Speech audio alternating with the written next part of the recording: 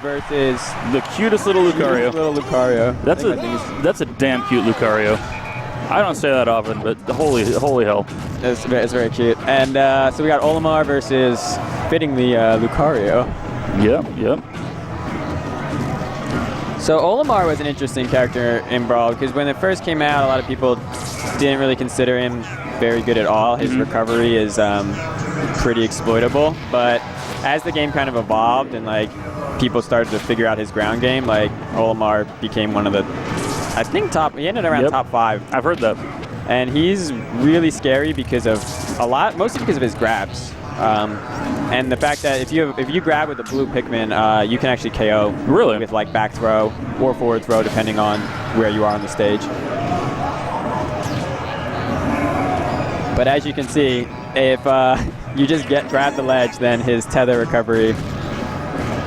I feel like having a strong turnip game in Melee with Peach should probably carry over well. The whole mechanic of picking up and throwing Pikmin around. Yeah, like actually managing the Pikmin is something that, like other than Olimar, hasn't been seen too much because the top Olimars like have a really aggressive game, but they're also keeping track of their order. Yeah. Dude, I could never play Olimar. It's like having to manage a company while you're fighting another guy, you know what I mean? It's like playing an RTS and also playing a fighting game. Yep.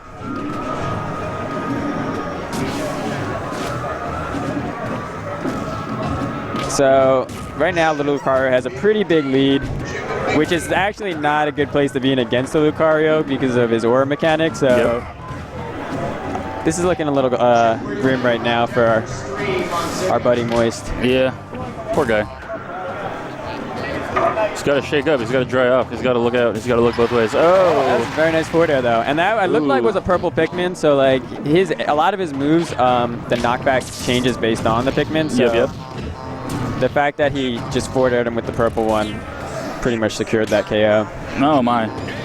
So how does ledge grabbing work in Brawl exactly? Does that is it the same way in Melee where you can't grab it if someone else is holding it? Yeah, so it's like between Melee and Smash 4 if you've played both of those games because so you can edge hog, so you can't grab the ledge if someone's holding it like you do in Melee, but if someone rolls off the ledge, then it's immediately open, so there isn't that like hogging it with a get-up roll. Right. And then there's also a lot of sweet spots to ledges, so a lot of special moves auto sweet spot a lot easier than look who Melee. Look who Moist has got. I'd like to point out. We were just talking about that guy.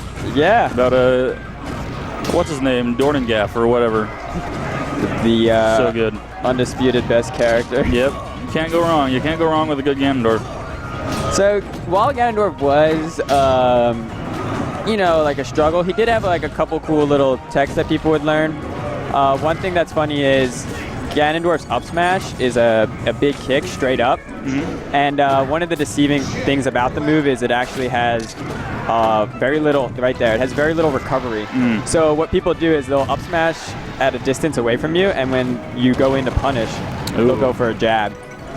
And then that's the other tech too. The other one is a side B right near the ledge can suicide, Ganon side. Which Brawl rules, I'm pretty sure they're still the same. So the way it would work is if you Ganon side on the last stock, then whoever initiated the Ganon side wins, regardless of what the result screen says. Well, you'd think that if the one towards the bottom leaves the blast zone sooner, then naturally Ganondorf would be winning that situation anyway. Is there a situation where that's not the case? Or? I think so. Sometimes in Brawl, I believe it will go to sudden death. So a lot of tournaments had rules for both Bowser and Ganon that whoever initiated it would win. Right. Just because, honestly, those characters can kind of use that, and that should be who wins in both cases, because you're kind of pulling them down with you. Yep. Oh, that was nice. That was a nice wizard kick, I believe. Well, we were talking so much shit about Ganondorf earlier, but he seems to be doing all right. He's holding his own. So never mind. I believe the new tier list is Meta Knight, then Ganondorf. Right on. And then the cutest little Lucario. Yeah, oh man. Why play Puff when you can play Lucario? So cute. So this is actually interesting because now that they're down to a last stock situation, Lucario isn't going to be able to kill as well until he gets damage. And Ganondorf can kill very early, so Ganondorf could actually clutch this one out. I would love to see that. I would love to be proven wrong. Oh, yeah, he was afraid of the hitbox there. That's why he got up. Even though there is ledge hogging, there's a lot of specials have hitboxes that will knock you off.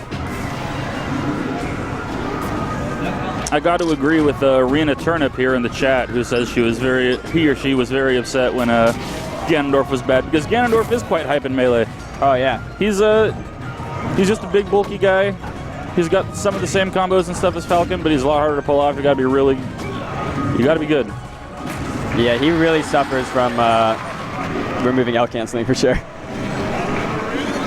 All right, Lil Lucario. Lucario just saved Hyrule. Oh no, there we go. Yeah, right, Zito King. I left that guy 64 controller earlier.